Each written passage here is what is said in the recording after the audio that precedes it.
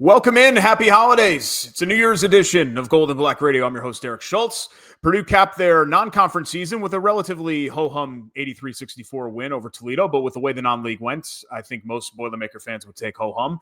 They got a quick turnaround. They head to the Barn, one of my favorite arenas, even though it's been a place that hasn't had a lot of happy memories for Purdue. Hopefully it will have some this year with Minnesota being where they are currently sitting in the Big Ten basement. Coming up here on Thursday night, it'll be Purdue and Minnesota. We're going to talk all about that with Brian Newbert today on Gold and Black Radio. But first, a thank you to our fantastic sponsors for a final time in 2024, including Purdue Federal Credit Union, a proud partner of Purdue Athletics and the official credit card for Purdue fans, Boiler Up, East End Grill, and Ripple & Company, two distinctive bistros across the street from one another on the far end of Main Street, the perfect place for your next event. The Whitaker Inn, this Midwestern oasis, is perfect for a relaxing staycation or a weekend getaway. Escape from the ordinary at the Whitaker Inn. The Sand Valley Resort. Celebrate all the wilderness provides this winter at Sand Valley. Experience everything from curling and ice hockey to ice fishing and snowshoeing, and even the restorative benefits of a guided cold plunge in the frozen lakes. Start planning your next winter getaway by visiting sandvalleypursuits.com and the Purdue Institute for Cancer Research, which has a history of innovation and one goal for the future: defeat cancer. Purdue brings together world-class Boilermaker scientists from all across the university, conducting cutting-edge research that uncovers new ways to prevent, diagnose, and treat cancer. With your support, cancer research saves lives. Join the fight and donate to the Purdue Institute for Cancer Research today. I'm joined now, as I always am, by goldenblack.com columnist Brian Newbert. And Brian, before we get into hoops, I don't know if you're like me. I'm not entirely sure what day it is. And I did have a vegetable today. I had a salad for the first time in like a week earlier today. So I didn't know if you navigate the holidays the same way that I do. Like, are you just kind of like, wait, what day is it? And I need to eat something that's not meat or cheese. Yeah, I don't know what day it is normally anyway, holiday or not. And I spent probably a half an hour yesterday trying to remember the name of those little pop-up kiosks that show up at the mall during holidays that sell like super processed sausage. Oh yeah. And I wrote Pepperidge Farm, and it just dawned on me as you were coming on that it's Hickory Farms, isn't it? Hickory Farms. Hickory Yes. Farms. You had the farm part right. There you go. You had the farm part right. Yeah, meats, cheeses, and my mother-in-law and one of Ashley's other godparents sent just this whole tub of cookies from Vermont. They spent like $40 to ship it, and I just housed all of them in like 48 hours. I just have no shame, no off switch at all. Purdue didn't have a lot of shame in dispatching fairly easily. Like I said, kind of a ho-hum win, a 19-point home win over Toledo. I'm not really sure if there is a whole bunch to be gleaned from a performance like that. But the stars did show up, especially Braden Smith. He had a career night, 34 points. And I found it funny, Brian, because you wrote about this in your game recap. We're kind of going through this in Indianapolis with Pacer star Tyrese Halliburton. But I think the biggest thing is making sure that Braden Smith knows he doesn't have to feel bad for shooting a lot, especially if the shots are going in. I know he's not wired that way, right? He wants to get his teammates involved. He wants to be a facilitator first and a scorer second. But I think especially for this year's team, man, you know, if he's going to take 22 shots and they're going, take 25, take 28, take 30. I don't care. Yeah, no, it's going to depend on the matchup. You know, Sure. If people drop off ball screens for him, they need him to score. If people are going to switch 5 men onto him, like Toledo did last night, he needs to go. He needs to attack. And I think it was part situational against Toledo in that he was getting really favorable matchups against a defense he was diagnosing and picking apart. But also, I think he was pissed. I think, Purdue's 9-4. They've really had a hard time against Texas A&M and Auburn prior to the holiday. And I think he that sort of thing doesn't sit well with him, obviously. And I think he took some of it out on Toledo last night. I don't think anybody's going to beat their chest over that. Being Toledo, even though Toledo might be the best program in the MAC. But I think it was one of those games where he had a great matchup. He was able to get himself into great matchups. And in those situations, Purdue needs him to score. And even when he scores, he still makes plays for other people. It's kind of like what Matt Painter always used to say about Jaden Ivey and Carson Edwards is when they're looking to score, that's when their facilitation skills show up too, because they're pretty instinctive guys. And I think, Smith has always been a pass first guy, almost to a fault. I've seen it many times in grassroots and high school basketball where he just involves everybody else. But then when that time comes in the game where he's got to turn it on, he does. And I think that he was awesome last night, and Purdue needed him to be awesome. Trey Kaufman, Ren, and Fletcher Lawyer alike were all really good. And seeing them come back from the holidays on this weird post-holiday pre-Big Ten game with the students aren't there. It's a 6:00 game. You know, you've had all your Hickory Farm sausage for the season.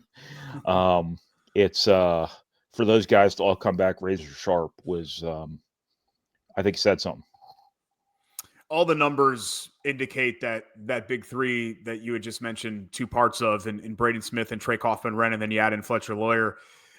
Them going off means good things for Purdue. I don't have the stat in front of me. I think it's something like when they combine for 40 or more, they're undefeated this season. But is there a danger in relying too heavily on that, especially when, you know, the last two games now, and I understand that they're in different roles and they're asked to do different things, and their shot volume is not close to what it is of TKR and Smith and Lawyer. But, you know, you got zeros in the scoring column from your other two starters in Colvin and Heide for the second straight game.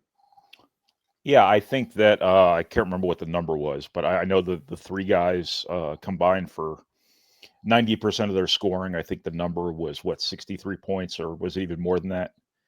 It was probably more than that, but it was. Yeah. I'm sorry, it was 74 points out of 83, or something. Whatever, not 90%. My point there has been that how many teams have three guys who can score 74 points in a game? Period. I think that Purdue can win with that imbalance or balance, however you want to look at three guys accounting for that many points, but it needs relevant balance. It needs Miles Colvin making open threes to keep defenses honest when somebody's going to sag off of him or Camden Heide to put another guy in the paint to try to help on Trey Kaufman or jump out to his short rolls in pick and roll. I think that Purdue has to make them pay, and the way those guys have shot the ball lately hasn't been great. I think Miles Colvin's one of his last 13 from three, and I think the one make came in like the last minute against Texas A&M when the game was decided. So it's balancing the floor. You've got three scorers, and then you've got two spacers, and the spacers need to make shots, but also make good decisions, drive the ball when necessary, make the right pass, you know, things like that. And that's where, you know, things, when you just look at the box score and things might not look sustainable, I think there's some truth to that if Purdue doesn't have the proper floor balance and the proper elements that are necessary to make those big three even better and more effective, because Trey Kaufman, Braden Smith, Fletcher Lawyer aren't going to score 74 points in a game if there's a third guy sitting in the lane that Purdue can't make pay for that strategy. Also, if Purdue's getting clocked on the boards and turning the ball over, it's not going to matter how many points you get from anybody other than those big three. Purdue's going to struggle. So Purdue can win with that imbalance, but only to a point. Things have to fall in place around it for it to occur. But Purdue's had top-heavy teams before that have won a lot of games. You know, the Robbie Humley, Twanmore, Juwan Johnson teams didn't really have a fourth guy. They had some garbage men. They had some situational shot makers, you know, things like that. The team that damn near went to the Final Four a couple years ago was Carson Edwards and Ryan Klein, and a veritable cast of thousands. Grady Eifert, you know, scored on wide open threes. Outside of that, there really wasn't a whole lot. Travion Williams became a bit of a threat late in the season. So Purdue's had this kind of dynamic before and still won a lot of games. So if people can stop Braden Smith, Trey Kaufman, and Fletcher Lawyer all on the same night, more power to them, I guess. Yeah, I guess to flip it into a positive, you'd much rather have it be three guys needing to score 40 than I remember that Carson Edwards team in December of 2018 thinking, oh my God, he's got to score 40 if Purdue's going to win. Yeah. You remember with where they were at that point in the season before some of those other pieces ended up growing around him. Now that we can – sorry, go ahead, Brian. I'll give you a great example. Zach E. is a junior. He's the best player in the country, right? he's the singular focus for everyone. And Purdue goes out in round one in the NCAA tournament. Year two, or his senior year, he's the best player in the country again. He's even better, but Braden Smith is now a threat. Fletcher Lawyer is better than he was his freshman year. Both of those two guys grew up closer to his level. And Purdue goes to the national title game. That's kind of the difference between having one guy to stop and having three guys to stop.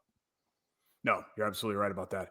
Now that we can close the book on the non-conference season, what's your main takeaway? And if you could, I think it's kind of corny to do the letter grade thing, but I always cheeseball it up a little bit with the Hickory Farms cheeseball it up with the letter grades for the Boilermakers through the first 6 weeks of the season. Yeah, probably a B- by their standards, and I think that's the context this all needs to be taken into.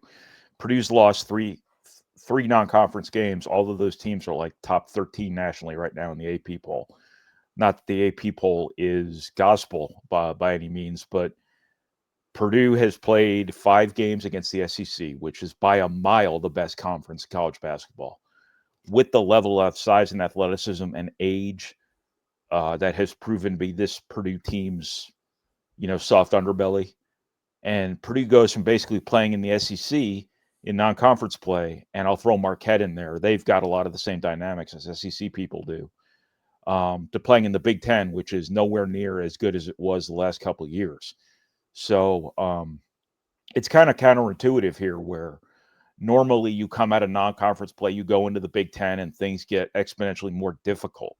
I think in some ways now Purdue leaves non-conference play and things get a little bit easier, and you have been tested by some of the best teams in the country.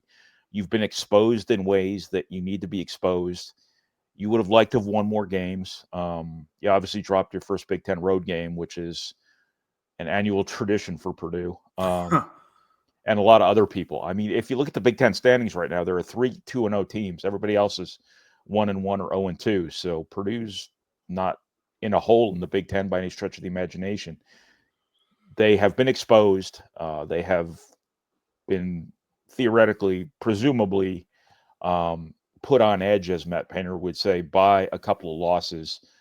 And I think they've still got some upside to realize here. I think they're still in a pretty good spot. The win total's not where it's been the last couple of years, but the last couple of years were absurdly good, elite, best case scenario. And, not every year was going to be like that. And Purdue's kind of run into one of those years where there are some flaws in this team. There are some imperfections, but that makes them like everybody else. Whereas the last couple of years, they were better than everyone else by a wide margin, except for UConn last year. Now is just a normal college basketball season again for a very, very good team. And you still feel good about the fact that, yeah, you lost some of those games, Marquette, and, obviously the Auburn game really got away from you. But I continue to think that Alabama win is going to age tremendously. I mean, that they're going to be a contender, I think, all year long. We'll see about Ole Miss or some of the other ones that were in that mix as well. But, that looks like a good team. And, NC State on a neutral floor, that should be something that, at the very least, it's not going to harm you, right? So I do think that I don't know if I want to say did enough, Brian, because the A&M loss is still the one that kind of sticks with me. I think that's the one that they did not play well enough to, they let that one get away. I think if Purdue played at the level that we expect them to, that was a game that they should have taken care of business, and they did not. But I think outside of that, I think most of the other stuff that you saw in the first 2 months, including even the Penn State road loss, somewhat kind of fell into form. But let's look forward to Minnesota coming up here on Thursday. As I mentioned, the Barn is never a fun road trip, regardless of how bad Minnesota is. But it's not a good basketball team. They're not even in the Ken Pom top 100. They've been life and death with like Omaha and some of the other teams that are on their non-conference schedule. I hate to throw out the term must win, right? But like it feels like one of those games, especially with a road loss already in hand from Penn State, that Purdue really has to win to hit the ground running here as the Big Ten season restarts. Yeah, I don't have much of a horse in these races, but I feel bad for Minnesota. I feel bad for Ben Johnson. I think he's a really good coach. I think he's a good guy based on everything I've observed from him and heard about him and things like that. But they are the cautionary tale. They are the worst case scenario of the NIL tampering world, because they had a nice core in place. He did a good job in recruiting, and Purdue saw Farrell Payne a couple of games ago in Texas A&M. You saw what a horse he is. Yeah. I can't remember their point guard's name who they lost. They lost Cam Christie to the NBA, I think. Yes, he went to the NBA. He did a lot of the right things. He just couldn't keep the guys there. And Cam Christie's a different deal. Like, if a kid's good enough to try to go pro, that's not a reflection of you. But losing Farrell Payne and losing the point guard, that was simply an NIL deal. And him losing those players, it was 3 steps forward, 5 steps back all of a sudden. He's kind of back to square one there. Still has Dawson Garcia, who's a real pain to play. But they just don't have the guys. And, you know, it's always treacherous saying must win with a Big Ten road game. But, you know, this is probably more of a can't lose than a must win. And I don't really know what the difference is. I just like to use those terms in situations like this. But the barn is no fun to play in. There probably won't be anybody there, which makes it weird. It'll be freezing cold outside like it always is. And,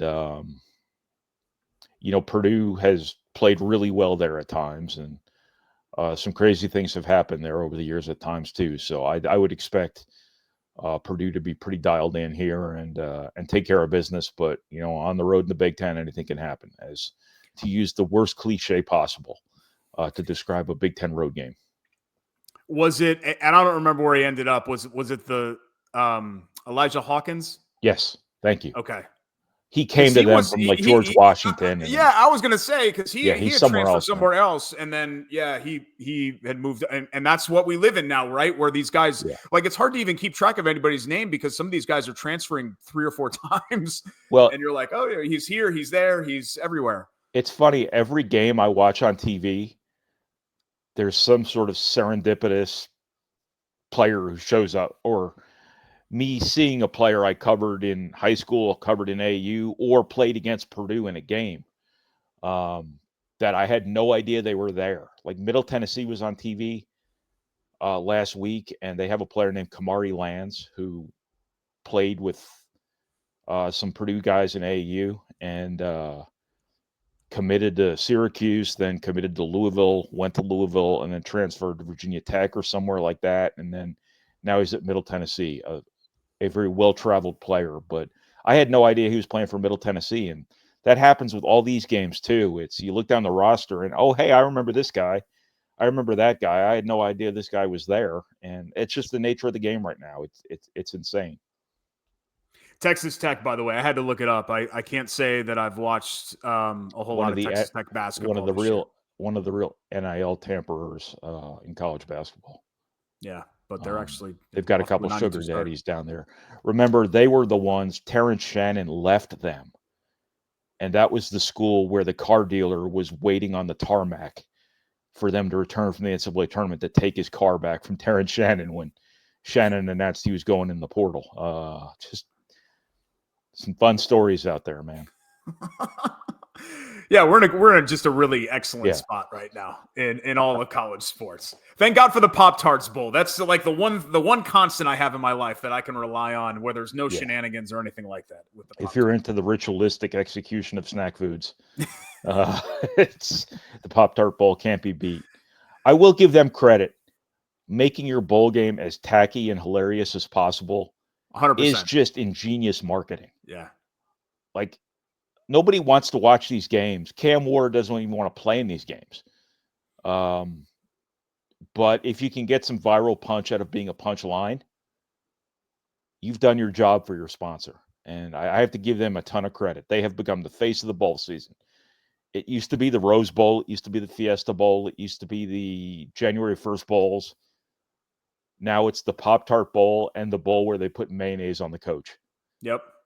I mean, these games are virtually meaningless. So why not just be as stupid and as fun as possible? Sure. Just go all out, and they really get it. So yeah, no, I do. I appreciate the marketing folks over there. I saw somebody tweet about Hot Pockets and what they must be thinking, because this was an opportunity for them as well. And was right there for the taking. And they missed their window, unfortunately for them. Brian, appreciate it. Safe travels to Minneapolis, and we will reconvene next week when the Boilers have a couple more Big Ten games under their belt. All right, Derek. Thanks, man. That's Brian Newbert, goldenblack.com, and that's our show not only for today, Tuesday. See, I had to figure out which day it was, but for the year 2024. Happy New Year to you and yours, and hope you had a great Christmas. I know Hanukkah is ongoing. The holidays just in general, hope it was happy, safe, fulfilling, and fun, and wishing you the best. I think I can speak for the entire Golden Black crew, wishing all of you the best for a prosperous 2025 as well. Wanted to give a final thank you to our sponsors. Thanks to the Purdue Federal Credit Union, the official credit card for Purdue fans, East End Grill and Ripple and Company, two distinctive bistros across the street from one another on the far end of Main Street in Lafayette. The Whitaker Inn for unparalleled comfort and cuisine. Visit the Whitaker Inn. Sand Valley Resort. Celebrate all the wilderness provides this winter at Sand Valley. Start planning your winter getaway by visiting sandvalleypursuits.com. And the Purdue Institute for Cancer Research, which has a history of innovation and one goal for the future: defeat cancer. Join the fight and donate to the Purdue Institute for Cancer Research today. And of course, as always, don't forget to sign up to become a member for the best Purdue coverage at goldenblack.com. I believe they're still running the 40% off deal. I think I probably should have double checked that before I said it out loud. But if that doesn't work, just, I don't know, send me an angry tweet at Schultz975 and I'll talk to Alan and try to fix that for you. But Brian Newbert's basketball work, Tom Dienhart's football work, Carm, Alan, me, everybody, Knucklehead Central, goldenblack.com. Become a member, and it really is the best Purdue coverage that is on the entire interweb. So once again, happy holidays, happy new year, and we will see you next time right here on Golden Black Radio. Thanks so much for listening.